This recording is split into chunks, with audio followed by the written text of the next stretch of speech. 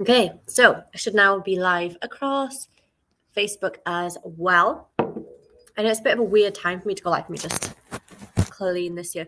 It's a bit of a weird time for me to go live, and yes, I am still sick. So hopefully I'm not going to be coughing, spluttering too much across this. And as I say that, of course, I'm desperate to have like a little bit of a cough. So I'm just jumping on because I'm having similar conversations with everybody that I'm talking to at the minute. And of course, everyone wants to think about 2023. They reflect on 2022. People think about New Year's resolutions. Are they bullshit? Should we do them? New year, new me, all that kind of stuff that people are people are either like, yes, I'm a goal getter. I'm like a goal setter, goal getter. That is me. Or people like fucking people that do. Oh, I don't know if that's fair. People that do New Year, New Me are stupid. They're just, want to be part of the trend. It's a bad idea. All that kind of stuff is a craze. So I just thought I'd hop on and have a general conversation with myself, I guess. You guys can drop comments if you really want to get involved. But just to help speak for people that do set goals, such as myself. I'm like a very strong goal setter. And in fact, yesterday, Cam and I went for a coffee and some lunch, and we spent about 2 hours, like literally setting goals. And this year, all of this is my reflection on 2022 and my goals set for 2023. So, yes, I am one of those people that sets goals. Do I believe in New Year, New Me, and all that kind of stuff? I actually do not. So let me explain why I'm a goal setter. And yeah, so apologies on Facebook. Because I'm using this app, all I can see is Facebook user. So I will get back to you guys who leave comments. I'll get back to you when I finish this because I can't see your name. New Year's and other times, yeah, you can always set goals. Like we reflect on our goals regularly, we set new goals regularly. And I think this is part of the reason that we get success is that we are always reflecting on our goals. We're not like, oh, well, by December, I want to do this. And yeah, I'll just check if I've done it on December. And if I haven't, I haven't. If I have, then good. We are always reflecting and always changing direction, always like doubling down and really holding ourselves accountable as well. So, New Year, New Me, is it bullshit? Some people will say yes. I don't like the term New Year, New Me because, yes, it is a new year. Fantastic. We can sort of rebuild ourselves, but we should always reflect as well. It's not always about like looking forward. It's actually about what traits and skills and lessons have we learned in the last year to become ourselves that we actually think that's going to help us get to our goals in 2023 or whatever year you want to do or, whatever. Some people use their birthdays. So like between birthday and birthday, they want to be a best version of themselves by their next birthday. So wherever your timeline is, I'm just using, New Year, New Me as a thing because that's what everyone's talking about right now. And that's what I'm getting. I wouldn't say I'm getting aggro in the comments or in my messages, but people are very like anti or very for. So I think it's absolutely okay to want to rebuild yourself. I think there's parts of you, parts of myself that you think, oh, actually, do you know what? I really liked this part of me, this version of me. I liked myself in this situation. Or do you know what? Last year, I absolutely slayed. I hit this goal. I did that. I had experiences that I never thought I'd experience. And the kind of person that got me there is the person that will get me there again. So if you've done something once, you can definitely do it again. So for example, 2021, we did our photo shoots and I was probably in the best shape of my absolute life. I was like in pretty good nick, like. So but my life was different in 2021 than it was in 2022. 2021, I was still recovering from long COVID, so obviously I was still pretty sick. But then excuse me, I was able to train a little bit. I trained differently. It was less cardiac output, but I was able to get to where I wanted to be because at the time I had less stress. 2022 was different. 2022 was not a time for me to be aiming to lose weight and getting ripped. 2022, I had quit my job, my full-time job. I was building a business and I was traveling the world full-time. From April right up until end of November, I was in a different country every single month, sometimes 2 countries a month. So doing that and also building a business is very stressful. We didn't have too much time. Different countries have got different foods. So we just enjoyed ourselves this year, maybe a little bit too much, if that's the thing. So what I'm trying to get at is there was a version of me in 2021 that was different to the version of me in 2022. I'm going to share like a little bit of about my goal, I guess. I said to Cam the other day, like 2023, I want to be the version of 2021 Faye and 2022 Faye together. So that's like the aim. And then I reflected on all the kind of person that I got to where I was in 2021, the kind of person that got me to where I was in 2022, and what traits, what aspects, what did I need to then bring in to 2023 to get to where I wanted to be. Also, what did I fail? Well, not fail. What are my lowlights of 2022? Because it's all well and good to say, oh, 2023 was amazing. I did this, I did that. I had a freaking amazing life. And that's good. We should also do that as well. I know as Brits, maybe some of you guys are like Canadian, American and stuff. You're not so self-deprivating like we are. Like as Brits, we are very good at going, oh, I was crap at this. I never did that. But as good as that is, or as bad as that is, we need to then turn it into a positive by thinking, okay, but what did we learn from that? So I think New Year, New Me is not the best phrase. I think it should be like New Year, new version, or evolved me, maybe rebuilt, wherever you want to say that. I think that is a better phrase.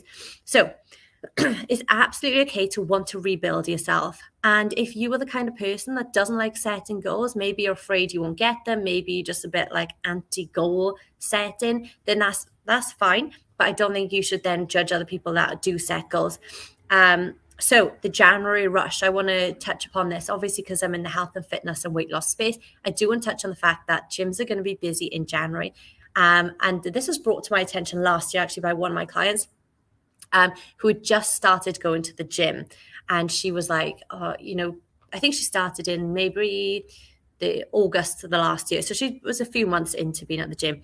But she had come to me and said, everyone at the gym is complaining that there's new people and it's really, really busy and they're taking up the equipment and all this kind of stuff.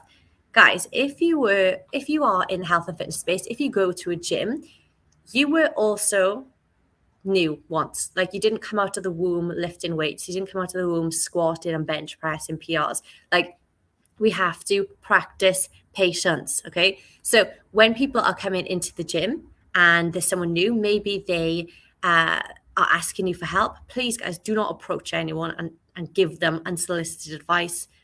I don't recommend that. But if they ask you for help, definitely help them and give them the support and the encouragement that they need to come back. Don't make them feel uncomfortable or out of place. Okay, everybody deserves to be at the gym. If that's where they want to be, then absolutely let them there, support them and encourage them, because they might then become the version that you are and it'll all be down to you. So encourage people, don't lose your patience, don't lose your shit, do not get annoyed. So should you set goals? Yes, I 1,000,000% think that you should set goals.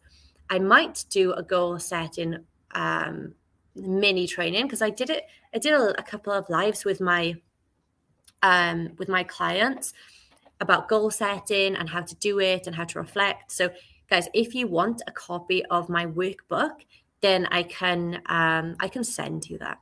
It's got all the questions. It's free. You can have it. It's got all the questions for you to reflect on 2022, how to get to 2023, how to set goals, and how to nail them, basically. So that you've got the motivation to actually sustain your goals as well. Because there's nothing worse than setting goals in January. By March, you're a bit like, I actually can't be bothered to do this. So should you set goals? Yes. It does not make you a stereotype, okay? Like, imagine, I said this to someone I was on and chatting with as well just now. They said, oh, I don't really like set goals. I just like the journey. And I'm like, but how do you know where you're going? So yes, you should definitely enjoy the journey. That's what's going to keep you motivated.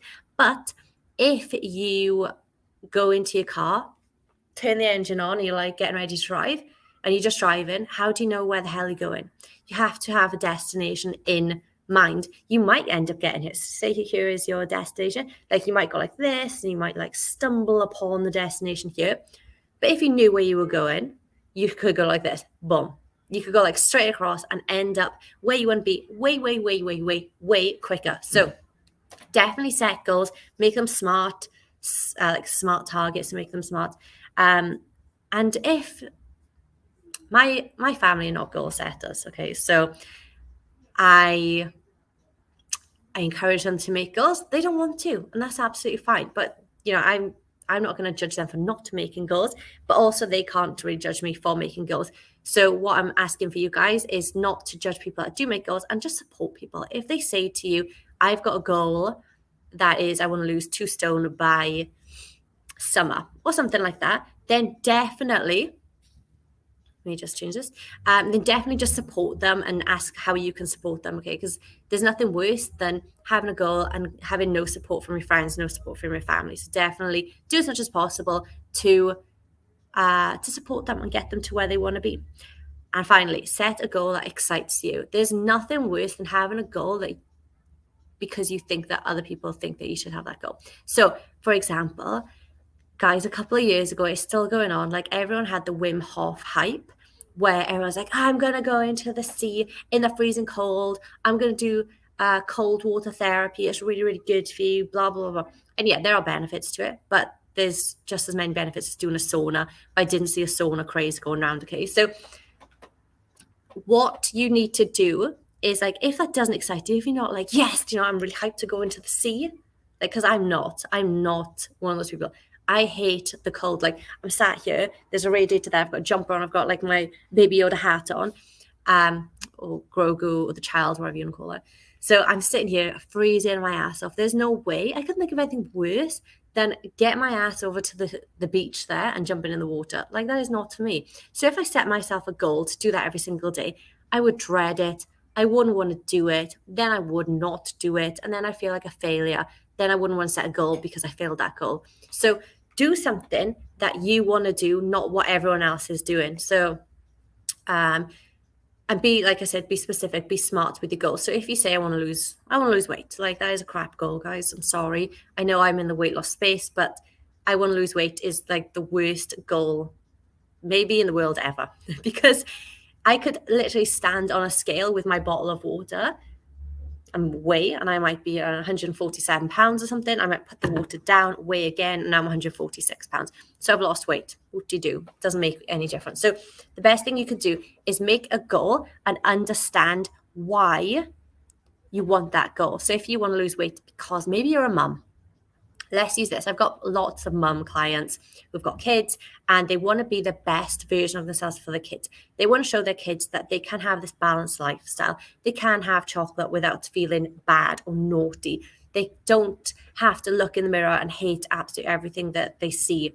They don't have to like hide their roles. They can have pictures with their kids and not be like, oh my God, I look disgusting, and pick themselves apart.